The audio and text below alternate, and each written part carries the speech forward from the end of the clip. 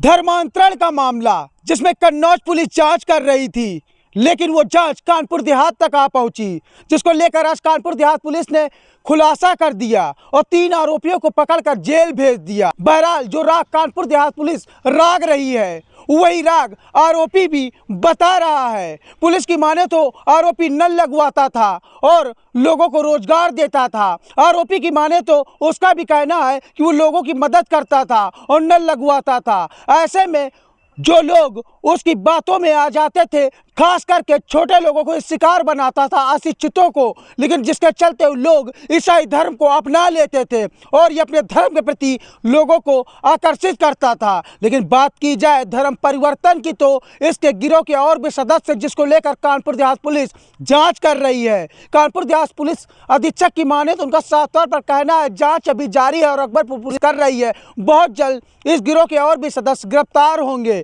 लेकिन फंडिंग कहां से होती थी, पैसा कहां से आता था, ये सब अभी जांच का विषय है। मैम, धर्मांतरण का जो मामला था, खुलासा कर रही थी, जो एसआईटी गठित हुई, क्या कन्नौज पुलिस भी इसमें शामिल थी कि कानपुर देहात पुलिस ने अकेले किया? देखिए, ये कुछ इनपुट्स हम लोगों को मिले थे पहले।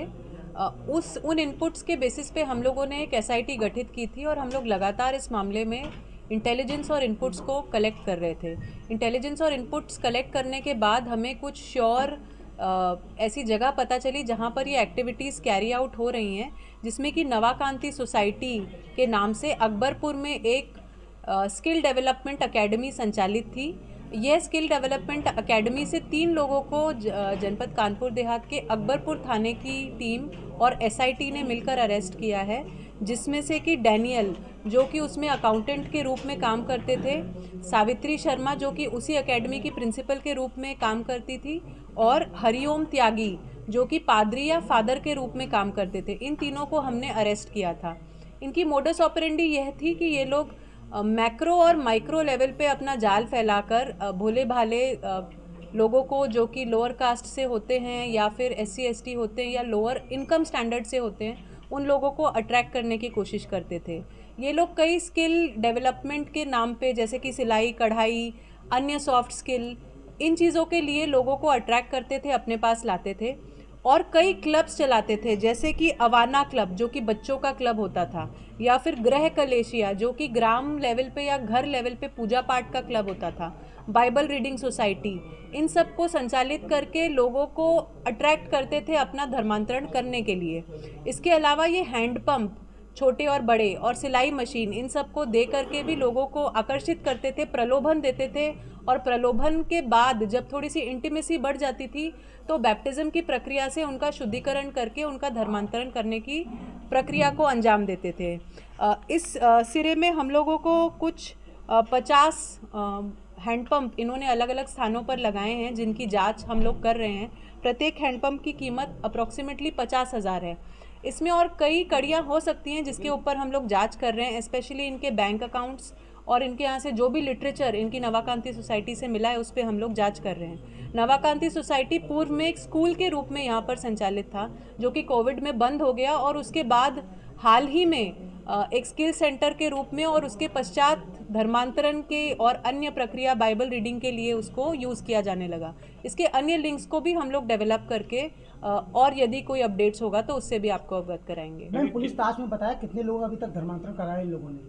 ये अब जांच का विषय है, क्योंकि इसमें कई फ़िलहाल जो पेपर्स मिले हैं और जो आईडीज़ मिले हैं, आईडीज़ जो वो लोग कलेक्ट कर रहे थे, इन सबको जांच करके हम लोग, क्योंकि कल ही ये मुकदमा लिखा गया है, इसमें और डिटेल्स निकाल करके हमको दोबारा आपको अवगत कराएंगे। मैम, कितने जिलों में चलता था ये काम इनका? देखिए, ये हो सकता है ये इंटर डिस्ट्रिक्ट कार्य हो इनका, क्योंकि कन्नौज में जो वर्क हुआ था उससे भी हमारे जनपद का लिंक है, तो इसको हम लोग और डेवलप कर रहे हैं कि ये लोग कहाँ कहाँ पर इस कार्य को करते थे। जो इसका मेन लिंक है, जो इसका रजिस्ट्रेशन है स्कूल का, वो मछलीपट्टनम आंध्र प्रदेश से है, तो हो सकता है इसके और भी बड़े लिंक्स हो, जिसको कि हम लोग वेरीफाई। धर्मांतरण, धर्म परिवर्तन का मामला जो कन्नौज से लेकर कानपुर देहात तक पहुंच गया है। बात की जाए तो यूपी के 2 जनपद की पुलिस इस मामले की जांच कर रही है। हम बात करेंगे जिनके ऊपर आरोप है, हमारे साथ में है हरिओम त्यागी जी। सर, क्या है पूरा मामला? कि लग रहा है आप धर्म परिवर्तन हिंदू धर्म से दूसरे धर्म में ले जाते हैं? नहीं सर, ये जो आरोप लग रहा है निराधार गलत है, क्योंकि हम लोग ऐसा कोई काम नहीं करते हैं कि किसी का धर्म परिवर्तन कराने का काम करें। जो हमारे ऊपर आरोप लगाए जा रहे हैं ये निराधार गलत है। अच्छा, आप रहने वाले कहाँ के हैं? हमारा ग्राम पातेपुर, आरिस लालपुर, अकबरपुर, कानपुर देहात। अच्छा, जो आप काम करा रहे हैं, जो जांच में सामने आया है, इसकी फंडिंग कहाँ से हो रही है? सर, हम नवाकांति सोसाइटी के साथ में काम करते हैं और उस सोसाइटी के द्वारा सोशल वर्क का काम होता है। उस सोसाइटी की मदद से जो हमें काम मिलता है, हम वही काम करते हैं। अच्छा, अभी तक आपने क्या क्या काम किए, कितने काम कितने जनपदों में कराया? सर, हमने अपने प्रदेश के कई जनपदों में सोशल वर्क का काम किया है। जैसे जहाँ पे लोग पानी के लिए परेशान हैं, उनके लिए नल लगवाकर उन तक पानी पहुँचाने का काम किया है। जहाँ पर महिलाएं सिलाई सीखने के इच्छुक हैं, उन तक सिलाई केंद्र खुलवाकर सिलाई केंद्र खुलवाया गया ताकि महिलाएं सिलाई का काम सीखें, अपने आप में निर्भर हो सकें। और जहाँ पे छोटे बच्चे कोचिंग पढ़ने के लिए इच्छुक हैं और उनको ज़रूरत है कि कोई हमें पढ़ाए, तो वहाँ पर सोसाइटी के सहयोग से कोचिंग खुलवाकर बच्चों को मतलब शिक्षा पहुँचाने का कार्य किया गया है। और जैसे सर्दी का सीज़न है और ऐसे में बहुत से लोग ठंड के वजह परेशान रहते हैं, जिनके पास कंबल नहीं है या स्वेटर नहीं है, तो सोसाइटी के सहयोग से ज़रूरतमंद लोगों तक कंबल पहुंचाए जा रहे हैं और पहुंचाए गए हैं। और बच्चों के लिए भी स्वेटर की व्यवस्था भी की गई है ताकि उन तक भी पहुंचाई जाए। अच्छा, आप किस धर्म से हैं? मैं हिंदू धर्म से हूं, जाति का चमार हूं। अच्छा, सबसे बड़ी बात ये निकल कर सामने आई अभी तक कि जहाँ जहाँ आपने लोगों की मदद करी है, जैसे मान लीजिए निर्माण कार्य भी करवाए, काफ़ी अच्छे काम भी किए, वो तो काम था, लेकिन बताते हैं वो लोग यीशु की प्रार्थना करने लगे, ऐसा क्यों? ऐसा तो कुछ नहीं। जहाँ पर हमने काम कराए हैं वहाँ पर यीशु का ना कोई नाम है, न कुछ, केवल उनकी ज़रूरत का मदद किया गया है। चाहे सिलाई केंद्र हो, चाहे नल का काम हो, चाहे कंबल वितरण का काम हो, या किसी तरीके की मदद हो। नहीं, कन्नौज में जो हिंदू संगठनों ने विरोध किया, वो बता रहे थे कि हिंदू धर्म के लोग यीशु की प्रार्थना करते हैं, कि कितना सच है ये? वहाँ के बारे में तो मैं ज़्यादा नहीं बता सकता। मैं इतना बता सकता हूँ कि वहाँ पर जब पानी की ज़रूरत थी, मैंने 2022 में सोसाइटी के सहयोग से एक नल लगवाया था। उस समय वहाँ पर खाली मैदान था, एक कच्चा बंगला रखा हुआ था और मतलब मैदान था, तमाम लोगों की ज़रूरत थी, इसलिए मैंने नल लगवाया था। और इसके बाद में फिर हमारा उसमें कोई रोल अभी तक नहीं रहा है।